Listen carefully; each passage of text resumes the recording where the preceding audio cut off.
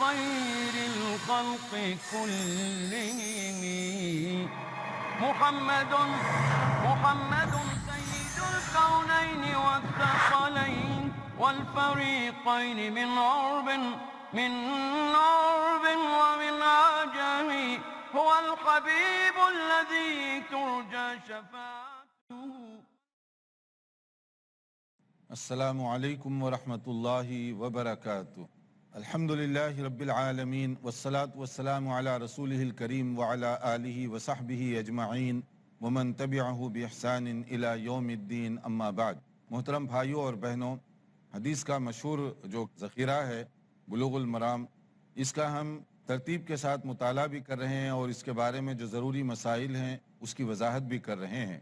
یومیہ زندگی حدیث رسول صلی اللہ علیہ وسلم کے مطابق گزارنا اگر کوئی چاہے تو اس کے لیے یہ بہت ہی انمول ذخیرہ ہے. اس لیے ہم گزارش کریں گے اپنے تمام بھائیوں اور بہنوں سے کہ وہ حدیث کے اس ذخیرے کو سمجھیں تاکہ ہم روز مرہ اپنی زندگی میں پیش آنے والے مسائل رسول اکرم صلی اللہ علیہ وسلم کے ارشادات کی روشنی میں حل کر سکیں. ہم اس سے پہلے کے پروگرام میں صلاۃ العید کے بارے میں تذکرہ کر رہے تھے کہ سنت کے مطابق عیدین کی تیاری کیسے ہونی چاہیے، عیدین کی نماز اور اس سے متعلقہ مختلف امور. اگر اس سلسلے میں کسی کا کوئی سوال رہ گیا ہو تو آپ پوچھ سکتے ہیں قبل اس کے کہ ہم دوسرے چیپٹر کی طرف آگے بڑھیں. جی آپ. جی میرا سوال یہ ہے کہ جب عید آتی ہے تو ایک مسئلہ یہ کھڑا ہوتا ہے کہ کیسے ملے، گلے لگ کے ملے یا پھر صرف ہاتھ ملائے، کیونکہ مسئلہ مطلب بہت جگہ پر آیا ہے، اس کے لیے پوچھ رہا ہوں. ماشاء اللہ کہ عید کے دن ہم ملاقات کریں اور ایک دوسرے کو مبارکباد دیں تو کیسے دیں؟ صرف ہاتھ ملانا کافی ہے، گلے ملنا بھی ہے، یا صرف دعا کر دیں؟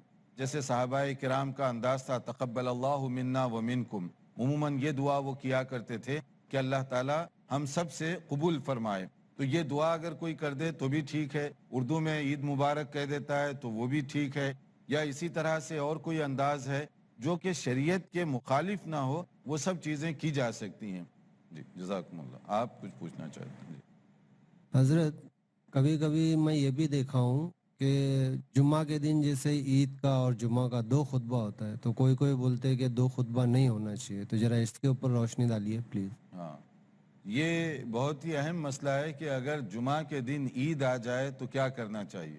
جمعہ کے دن عید اگر آ جائے تو شرعی مسئلہ جیسے کتاب الجمعہ، جمعہ کی تیاری کے حوالے سے اس میں بات گزری ہے کہ وہاں پر آپ کے لیے اختیار ہے. عید کی نماز جب آپ پڑھ لیں گے تو جمعہ کی نماز کے لیے بھی آپ جا سکتے ہیں، یا چاہیں تو صرف ظہر کی نماز بھی پڑھ سکتے ہیں.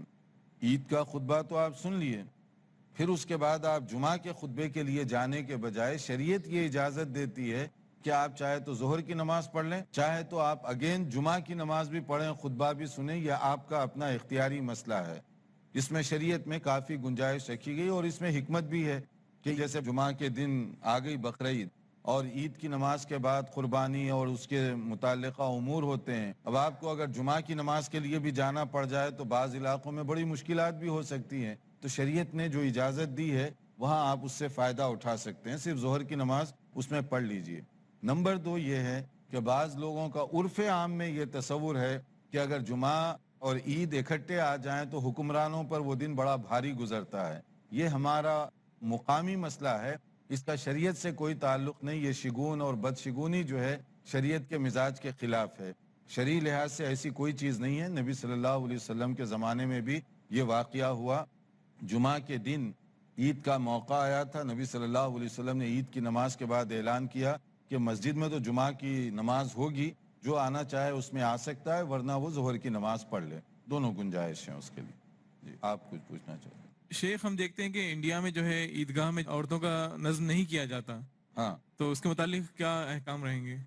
دیکھیے، جہاں تک عیدگاہ کے دن عورتوں کو جانے کا ہے، اس میں تو اس سے پہلے جو حدیث گزر چکی ہے اور وہ بہت ہی اتھینٹک حدیث ہے، حضرت ام عطیہ رضی اللہ تعالیٰ عنہ نے جو تفصیل بیان کی، اس کو سامنے رکھنے کے بعد پھر کسی کے لیے کوئی عذر باقی نہیں رہتا کہ عید کے دن عورتوں کو عیدگاہ جہاں بھی ہو وہاں جانے سے روکا جائے. اگر وہاں پر یہ بات بتائی جا رہی ہے کہ وہ عورت جس کو نماز نہ پڑھنا ہو وہ بھی عیدگاہ کو جائے گی، وہ عورت جس کے پاس جو ایک برقع اور پردہ وغیرہ کے لیے ایکسٹرا چادر نہیں ہے تو وہ کسی سے لے کر جائے گی، تو اس کا مطلب کیا ہے؟ اس کی اہمیت ہے۔ نبی صلی اللہ علیہ وسلم نے اس کو تاکید سے بیان فرمایا، انتظام ہونا چاہیے۔ لیکن چونکہ حدیث سے ہمارا تعلق کمزور ہے، سنت کی زبانی بات کرتے ہیں، عمل کرنے کے لیے تیار نہیں ہوتے، اس لیے یہ پیچیدگیاں ہوتی ہیں۔ ورنہ اگر لوگ چاہیں تو ہر جگہ انتظام کیا جا سکتا ہے، اس کے لیے اہتمام کیا جا سکتا ہے، اس کا پہلے سے انتظام ہونا چاہیے تاکہ خواتین، بچے وہ بھی عید کی خوشی میں شامل ہو سکیں۔ آپ کچھ پوچھنا چاہیں؟ جی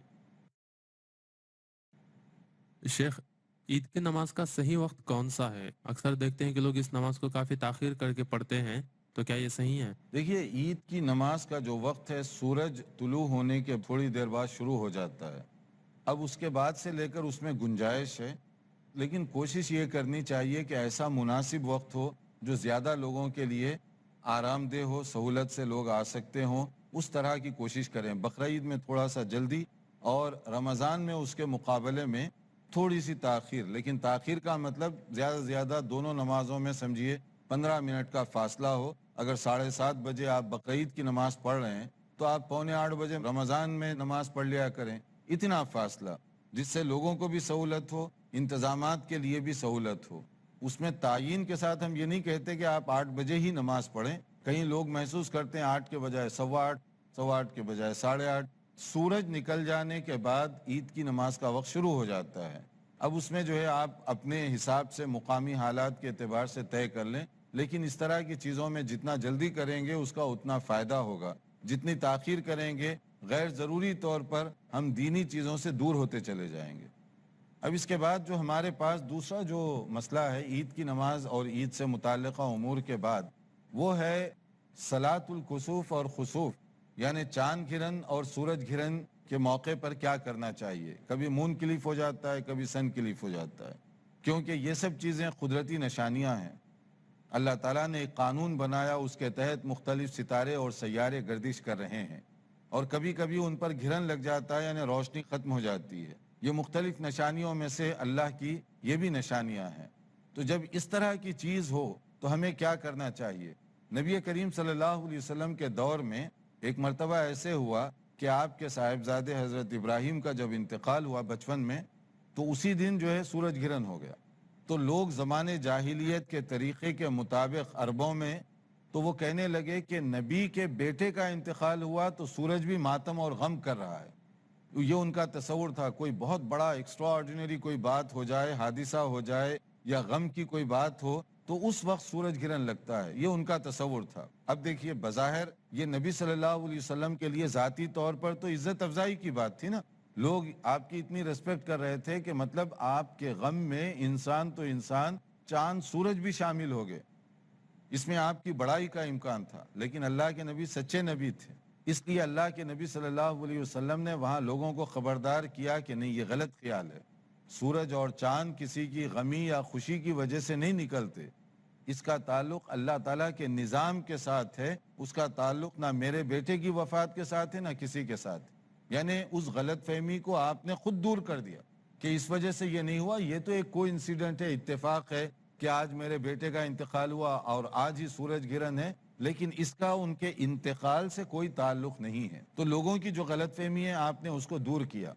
پھر اس کے بعد کرنا کیا چاہیے، اس کے بارے میں ہدایات دی کہ یہ موقع ہے اللہ تعالیٰ کو یاد کرنے کا، اپنے گناہوں کو دور کرنے، اصلاح اور توبہ کرنے کا یہ موقع ہے، کیونکہ یہ اللہ کی نشانیوں میں سے نشانیاں ہیں، کچھ بھی ہو سکتا ہے، قیامت سے پہلے بھی یہ چیزیں ہوتی رہیں گی۔ تو اس کے لیے آدمی کو جو ہے اللہ کو یاد کر کے اپنے گناہوں کو چھوڑنے کا عہد و پیمان کرنا چاہیے۔ ایسے موقع پر اللہ کی طرف رجوع کرنا چاہیے، نماز کا اہتمام، دعا کا اہتمام، استغفار کا اہتمام۔ تو نبی کریم صلی اللہ علیہ وسلم خصوصی طور پر نماز پڑھایا کرتے تھے اور خصوصی طور پر اس کے لیے اہتمام کرتے۔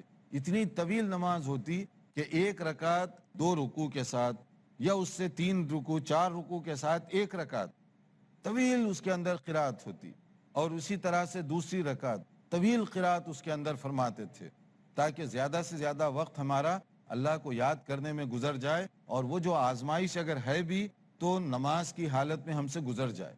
تو یہ نبی صلی اللہ علیہ وسلم کا طریقہ تھا۔ تو ہونا یہ چاہیے کہ جب بھی سورج گرہن کا پہلے سے اطلاع ہو جائے، اور آج کل تو آسان ہے، اس کی اطلاع بہت پہلے سے دے دی جاتی ہے، تو مساجد میں یا کم سے کم جامع مساجد جو ہیں اس میں اس کا اہتمام کرنا چاہیے نماز کا، یہ سنت ہے۔ لیکن حدیث سے دوری، سنت سے عملی دوری کے نتیجے میں ہم لوگ جو ہے لوگ پہلے سے اہتمام کرتے ہیں نا کہ وہ خاص گلاسز خریدیں کیونکہ اس دن وہ گلاس خریدنا چاہیے، اور بعض مذاہب کے لوگ اس سے شگون بھی لیتے ہیں کہ اس دن جو ہے کوئی کھانے پینے کی چیز باہر نہ رکھو، اس میں یہ کرو یہ نہ کرو، مختلف قسم کی چیزیں ہوتی ہیں۔ مگر دیکھیے سنت کے مطابق کرنا کیا چاہیے، اس کو جاننے کے لیے دیکھیے ایک مختصر بریک کے بعد ہم دوبارہ حاضر ہوں گے انشاءاللہ۔ محمد سید الکونین والثقلین۔ ناظرین، وقفے کے بعد دوبارہ آپ کی خدمت میں حاضر ہیں۔ وقفے سے پہلے ہم بتا رہے تھے کہ اگر چاند گرہن وغیرہ سورج گرہن ہو جائے تو سنت کا جو پاکیزہ طریقہ ہے اس کو آپ سامنے رکھیے۔ جیسے حدیث میں کیا بتایا گیا کہ حضرت مغیرہ بن شعبہ رضی اللہ عنہ بیان فرماتے ہیں، انکسفت الشمس علی عہد رسول اللہ صلی اللہ علیہ وآلہ وسلم یوم مات ابراہیم۔ نبی صلی اللہ علیہ وسلم کے زمانے میں جب آپ کے صاحبزادے حضرت ابراہیم کا انتقال ہوا، اسی دن سورج گرہن ہو گیا۔ فقال الناس، اپنی عادت کے مطابق لوگ کہنے لگے انکسفت الشمس لموت ابراہیم، کہ نبی کے بیٹے ہیں ان کے انتقال کی وجہ سے سورج گرہن لگ گیا، وہ بھی غم میں شریک ہو رہا ہے۔ نبی صلی اللہ علیہ وسلم کو جب اطلاع ملی تو آپ نے کیا کیا؟ فقال رسول اللہ صلی اللہ علیہ وسلم ان الشمس والقمر آیتان من آیات اللہ لا ينکسفان لموت احد ولا لحیاتہ۔ یاد رکھو سورج اور چاند یہ اللہ کی نشانیوں میں سے ہے، کسی کی موت سے اس کا کوئی تعلق نہیں ہے، نہ کسی کی موت پر یہ گرہن لگتا ہے۔ فَإِذَا رَأَيْتُمُوهُمَا، جب تم اس طرح کی کوئی علامت دیکھو سورج اور چاند میں، کیا کرو؟ فَادْعُوا اللَّهَ وَصَلُّوا حَتَّى تَنْكَشِفْ، اللہ تعالیٰ سے دعا کرو، نماز پڑھو یہاں تک کہ وہ گرہن جو ہے وہ دور ہو جائے۔ یہ سنت بتائی آپ، وہ کریڈٹ اپنے اوپر نہیں لیا، آپ نے لوگوں کی مس انڈرسٹینڈنگ کو دور فرمایا۔ یہ غلط فہمی ہے کہ میرے بیٹے کی وجہ سے یہ نہیں ہوا، بلکہ یہ اللہ کی نشانیوں میں سے ہے۔ اگر اس طرح کی کبھی کوئی بات ہو تو تم کیا کرو؟ نماز کا اہتمام کرو، دعاؤں کا اہتمام کرو۔ اب کیسے دعا، اس کے بارے میں ایک وضاحت آتی ہے۔ دیکھیے حضرت عائشہ بیان فرماتی ہیں ان النبی صلی اللہ علیہ وسلم جہر فی صلاۃ الکسوف بقراءتہ، آپ نے نماز پڑھی، صحابہ جمع ہو گئے، تلاوت آپ نے بآواز بلند کی، آہستگی کے ساتھ نہیں۔ فصلی 4 رکعات فی رکعتین، یعنی 2 رکعت 4 رکوع کے ساتھ ادا کیے، 2 رکعت 4 رکوع کے ساتھ، وہ 4 سجدات جو نارمل 4 سجدے ہیں، رکوع زیادہ کیے، وہ اس طرح سورہ فاتحہ کی تلاوت کی، سورت کی تلاوت کی، پھر اس کے بعد آپ رکوع میں گئے، کافی طویل رکوع کیا، رکوع سے اٹھنے کے بعد پھر تلاوت شروع کر دی، پھر اس کے بعد آپ نے رکوع کیا، پھر اس کے بعد آپ جو ہے اٹھے اور پھر اس کے بعد آپ نے سجدہ کیا۔ تو یہ جو نماز ہے اس کے مختلف طریقے اس میں بتائے گئے ہیں کہ اس میں 3 رکوع بھی کیے گئے، 4 رکوع بھی کیے گئے، مختلف اوقات میں مختلف طریقوں سے یہ نماز ادا کی گئی۔ تو اس نماز کے اندر خاص طور پر طویل قرات ہے، اور طویل قرات کے لیے ایک بار قیام کریں گے، رکوع کریں گے، پھر قیام، پھر تلاوت، پھر رکوع، پھر قیام، پھر تلاوت، پھر رکوع، اور اس کے بعد پھر سجدہ۔ اس طریقے سے اگر آپ نماز ادا کریں گے تو یہ سنت کے مطابق ہوگا۔ اور پھر اس کا دوسرا یہ ہے کہ اس میں گریہ وزاری ہو، عاجزی اور انکساری ہو، تاکہ زیادہ سے زیادہ اللہ تعالیٰ کو ہم راضی کریں۔ اگر یہ اللہ کی طرف سے کوئی آزمائش آنے والی ہے تو اس آزمائش کے اندر ہم دعا کریں کہ اللہ تعالیٰ ہمیں اس میں سرخ روئی اور کامیابی عطا فرمائے۔ یہ وہ سنت ہے جو نبی صلی اللہ علیہ وسلم کیا کرتے تھے، اور ہمارے درمیان بہت کم لوگ اس طرح کے موقعوں پر اس سنت پر عمل کرتے ہیں، کیونکہ بہت ساری احادیث سے ہمارا تعلق عملی زندگی میں کمزور ہو گیا۔ یہ ہو گیا سورج گرہن اور چاند گرہن کے بارے میں۔ اگلا مسئلہ ہے صلاۃ الاستسقاء۔ صلاۃ الاستسقاء کہتے ہیں بارش طلب کرنے کے لیے نماز پڑھنا، یعنی کبھی قحط سالی ہو گئی، خشک سالی، ڈراؤٹ، فیمن، جہاں وہاں پر بارش نہیں ہو رہی ہے، سارے کا سارا جو ہے خشکا پڑا ہوا ہے، بارش نہیں ہوئی، کئی مہینے گزر گئے یا سال گزر گیا، تو اس کے لیے طریقہ کیا ہے؟ اسلامی طریقہ اور ادب یہ بتایا گیا ہے کہ آپ اللہ تعالیٰ کو راضی کریں۔ گناہوں کی وجہ سے بھی یہ آزمائش آ سکتی ہے کہ اللہ تعالیٰ بارش کو روک لے۔ آدمی جب نیکی کرے گا، عدل و انصاف کرے گا، زمین پر ظلم و ستم نہیں ہوگا، تو اللہ تعالیٰ کی طرف سے بارش بھی آسمانوں سے نازل ہوگی اور زمین سے خزانے بھی نکلتے رہیں گے. لیکن جب بندوں پر ظلم ہونا شروع ہو جائے, بے انصافی اور زیادتیاں ہونے لگیں, تو اللہ تعالیٰ کی رحمت دونوں جگہ سے روک لی جاتی ہے, اور وہ لوگ اس طرح کی آزمائش میں گرفتار کر دیے جاتے ہیں. تو ایسی صورت میں اگر شارٹیج ہو گیا بارش کا, پانی نہیں ہو رہا ہے اور اس سے لوگوں کو پریشانی ہو رہی ہے, تو صلاۃ الاستسقاء کا اہتمام کرنا چاہیے. یہ بھی ایک سنت ہے, اور اس سنت پر بہت زمانے تک جو ہے عام طور پر یہاں پر بھی مختلف علاقوں پر بھی لوگ عمل کرتے رہے, بلکہ اس مسئلے میں بعض غیر مسلم حکومتیں بھی مسلمانوں کے لیے انتظام کرتی تھیں کہ جا کر اپنے رب کو راضی کرو. یعنی اتنا اعتقاد ان کا بھی تھا کہ یہ لوگ دعا کریں گے تو اللہ تعالیٰ بارش برسائے گا. بلکہ بعض علاقوں میں, یہاں بعض اسٹیٹس میں حکومتی طور پر بس اور ٹرانسپورٹ کا انتظام بھی کیا جاتا تھا کہ اگر مسلمان جا کر عیدگاہ میں یا کہیں نماز پڑھنا چاہیں تو وہ اعلان کے دن فری میں جو ہے بسیں چلائی جاتی تھیں. تو مطلب یہ کہ غیر مسلموں کو بھی اتنا یقین تھا اچھے زمانوں میں کہ اگر لوگ یہ اللہ کو راضی کریں گے, دعا کریں گے, تو اللہ ضرور بارش بھیجے گا. یہ ہمارا کلچر تھا, یہ ہمارے اخلاق تھے. لیکن دھیرے دھیرے ہمارا رشتہ خود دین سے دور ہو گیا, تو اب کون یہ ہم سے دعا کروانے کے لیے آئے گا, یا کون یہ جو ہے نا کہے گا کہ آپ جا کر دعا کرو, کیونکہ ہمارے کام, ہمارا طور طریقہ بھی اب ان سے زیادہ مختلف نہیں رہا. تو اس لیے وہ سمجھتے ہیں اب یہ لوگ دعا کریں گے تو کون قبول کرے گا. مگر مسنون طریقہ یہ ہے کہ عجز و انکساری کے ساتھ, انتہائی عاجزی کے ساتھ یہ دعا کی جائے, کیونکہ اس دعا کا جو بنیادی مقصد ہے اپنے گناہوں کا اعتراف. جب گناہوں کا اعتراف کر کے آدمی استغفار کرے گا تو اللہ تعالیٰ جو ہے اپنے فضل و کرم سے بارش نازل فرمائیں گے. اب دیکھیے آپ, نبی صلی اللہ علیہ وسلم کے زمانے میں بھی ایسے ہوا. آزمائش تو کہیں بھی کبھی بھی آ سکتی ہے. جب وہ ہوا تو کیا کیا گیا, فرمایا گیا, حضرت عبداللہ ابن عباس رضی اللہ عنہما بیان فرماتے ہیں, قال خرج النبی صلی اللہ علیہ وسلم متواضعا متبذلا متخشعا مترسلا متضرعا فصلى ركعتين كما يصلي في العيد لم يخطب خطبتكم هذه. کہ نبی کریم صلی اللہ علیہ وسلم کے زمانے میں ایک مرتبہ جب اسی طرح کی بات ہوئی تو آپ باہر تشریف لے گئے, یعنی علاقے سے باہر نماز ادا کرنے کے لیے. لیکن کیسے؟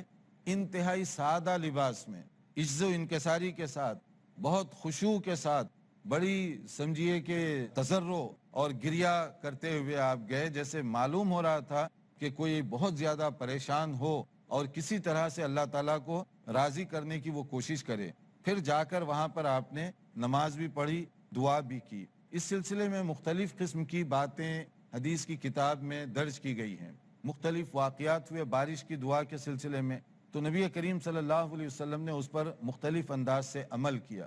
ایک عمل آپ کا یہ ہے کہ آپ صلاۃ الاستسقاء کے لیے تشریف لے گئے, نماز ادا کی, پھر خطبہ دیا, پھر دعا کی.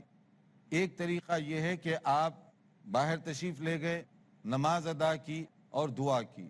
ایک یہ ہے کہ دعا کی اور نماز آپ نے ادا کی, یعنی مختلف موقعوں پر آپ کی مختلف ادائیں ہیں. لیکن اس کے اندر جو نماز ادا کی گئی وہ تو 2 ہی رکعت, مگر دعا وغیرہ جو ہے نا وہ کچھ اس انداز سے کی کہ آپ نے اپنی ظاہری حیت بھی ایسی بنائی جس کے اندر زیادہ سے زیادہ عجز و انکساری کا مظاہرہ ہو. یعنی اپنے کپڑے, اپنی چادر ہے اس کو بھی آپ نے لپیٹ لیا, اور دعا کے موقع پر آپ نے اپنے ہاتھ کو بھی بالکل الٹا کیا.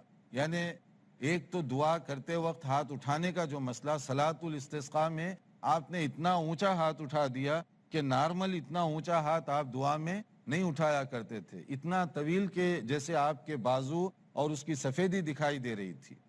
اتنا اونچا آپ نے ہاتھ اٹھایا, اور اتنی دیر تک کہ لگتا تھا کہ بارش ہونے تک آپ اٹھائے رکھیں گے. اس طرح کی عجز و انکساری کا مظاہرہ. پھر اسی طرح سے آپ نے اپنا جو کپڑا ہے, چادر جو ہے, اس کو بھی الٹ دیا تھا, یعنی اس کو بالکل الٹا کر دیا تھا اس دعا سے پہلے. یہ ایک طرح سے یوں سمجھ لیجئے کہ اللہ تعالیٰ سے ریکویسٹ اور عاجزی کا انداز ہے کہ ہمارے حالات کو یا اللہ اس طرح سے تبدیل فرما دے. اور صحابہ کرام نے بھی اسی طرح سے کیا. تو یہ ایک انداز ہوتا ہے دعا کا. یہ دعا نہیں ہے کہ چلتے چلتے جیسے دعا کی جائے, صلاۃ الاستسقاء کے لیے اس طرح کی نہیں ہے. انتہائی عجز و انکساری کا مظاہرہ ہے, اور انتہائی جو ہے اس کے اندر دعا کے اندر بھی وہی چیز سامنے رکھنی چاہیے جو نبی کریم صلی اللہ علیہ وسلم عام طور پر فرمایا کرتے تھے۔ اب آپ دیکھیے کہ نبی صلی اللہ علیہ وسلم اس سلسلے میں جو دعائیں کیا کرتے تھے، مختلف دعاؤں کو مختلف طریقوں سے نقل کیا گیا ہے۔ وہ حدیث کی کتاب میں بہت تفصیل کے ساتھ آپ ان دعاؤں کو دیکھ سکتے ہیں کہ نبی کریم صلی اللہ علیہ وسلم کس کس طرح کی اور کب کب وہ دعائیں کیا کرتے تھے۔ مثلا ایک موقع پر جو ہے آپ نے جو دعا فرمائی، وہ دعا کچھ اس طرح سے اللہ تعالیٰ کی حمد و ثنا کرنے کے بعد آپ نے کیا کہا؟ لا الہ الا اللہ یفعل ما یرید اللہم انت اللہ لا الہ الا انت انت الغنی ونحن الفقراء انزل علینا الغیث واجعل ما انزلت علینا قوتا وبلاغا الی حین۔ کہ نبی صلی اللہ علیہ وسلم نے بڑی عاجزی کے ساتھ یہ دعا فرمائی کہ یا اللہ تو غنی ہے، ہم محتاج ہیں، ہم ضرورت مند ہیں، تو ہم پر ایسی بارش نازل فرما جو ہمارے لیے خیر کا ذریعہ بنے، اس کی وجہ سے غلہ پیدا ہو سکے، آزمائش سے ہم بچ سکیں۔ اور اس کے بعد میں آپ ہاتھ اٹھائی رکھے، اور پھر اللہ کا کرنا ایسے ہوا کہ بادل نہیں تھا، کچھ نہیں تھا، لیکن نبی صلی اللہ علیہ وسلم نے کچھ دعا ایسے فرمائی کہ بادل چھا گیا ایک دم، اور اس کے بعد بارش ہونے لگی۔ اور جب صحابہ واپس آئے تو بارش ہو رہی تھی، بارش میں ان کے کپڑے بھیگ رہے تھے۔ قبولیت دیکھیے، اگر آدمی درد دل سے دعا کرے تو اللہ تعالیٰ کیسے قبول فرماتا ہے۔ کوئی بارش کے امکان نہیں، کوئی بادل نہیں، مگر ایسے ہوا۔ اسی طرح سے ایک موقع پر آپ جمعہ میں خطبہ دے رہے تھے، ایک صحابی آئے بارش کے لیے، انہوں نے گزارش کی، آپ نے دعا فرمائی تو ایسے بادل چھا گئے جیسے کہ موسم میں ہوتی ہے بارش، اور پھر اس کے بعد بارش برسنے لگ گئی، کافی بارش برستی رہی۔ پھر وہ دوسرے جمعہ کے موقع پر حاضر ہوئے، انہوں نے گزارش کی، اے اللہ کے نبی اب دعا کیجئے کہ بارش اب ادھر ادھر چلی جائے۔ پہلے تو شارٹیج کا تھا، اب کثرت سے بارش ہونے لگی، تو انہوں نے خواہش کی کہ دعا کیجئے کہ بارش ادھر ادھر چلی جائے، ایسا نہ ہو کہ ہمیں جو فائدہ ہونا چاہیے اب پانی کی کثرت سے وہ فلڈ بن جائے، سیلاب، اور اس کا نقصان بن جائے۔ یہ دعا کی قبولیت کا ایک انداز ہے کہ کس طریقے سے دعا اللہ تعالیٰ کے پاس قبول ہوتی ہے، اور نبی صلی اللہ علیہ وسلم کس طرح سے دعا فرمایا کرتے تھے۔ تو بہرحال علامہ ابن قیم رحمۃ اللہ علیہ نے زاد المعاد میں صلاۃ الاستسقاء اور اس موقع پر جو دعائیں کی گئیں اس کے مختلف 6 طریقے نقل کیے ہیں جو مختلف اوقات میں کیے گئے، ان میں سے کسی بھی طرح سے عمل کیا جا سکتا ہے۔ اس میں اللہ کی طرف رجوع یہ سب سے بڑی اور سب سے اہم چیز ہے۔ حضرت عمر رضی اللہ تعالیٰ عنہ کے زمانے میں ایک اور واقعہ ہوا، وہاں بھی شارٹیج ہو گیا بارش کا، پانی نہیں پڑ رہا تھا، تو وہ ایک مرتبہ نبی صلی اللہ علیہ وسلم کے چچا حضرت عباس رضی اللہ عنہ کو لے کر نکلے، صحابہ بھی نکلے باہر، جہاں جا کر دعا عام طور پہ کی جاتی تھی وہاں گئے، اور وہاں جانے کے بعد انہوں نے کہا ان عمر رضی اللہ تعالی عنہ کان اذا قحط استسقى بالعباس بن عبد المطلب، حضرت عباس بن عبد المطلب کو لے کر وہ وہاں پر روانہ ہوئے۔ وقال اللہم انا كنا نستسقی الیک بنبینا فتسقینا، یا اللہ ایک دور ایسا تھا کہ ہم اپنے نبی سے کہتے، وہ دعا کرتے تو قبول فرما لیتا، اب نبی تو نہیں ہے، اب کیا کریں؟ وَإِنَّا نَتَوَسَّلُ إِلَيْكَ بِعَمِّ نَبِيِّنَا فَاسْقِنَا فَيُسْقَوْنَ، کہ یا اللہ اب نبی کے چچا موجود ہیں، ان سے ہم دعا کروا رہے ہیں، تو دعا قبول فرما لے ہماری۔ صحیح بخاری میں۔ اس حدیث کا مطلب کیا ہے اور اس سے کیا کیا نکات نکالے جا سکتے ہیں، اس پر غور کرنے کے لیے دیکھتے رہیے ہمارا پروگرام۔ انشاءاللہ تعالی آئندہ لیکچر میں اس کے جو متعلقہ امور ہیں اس پر گفتگو کی جائے گی۔ والسلام علیکم ورحمۃ اللہ وبرکاتہ۔ مولاي صل وسلم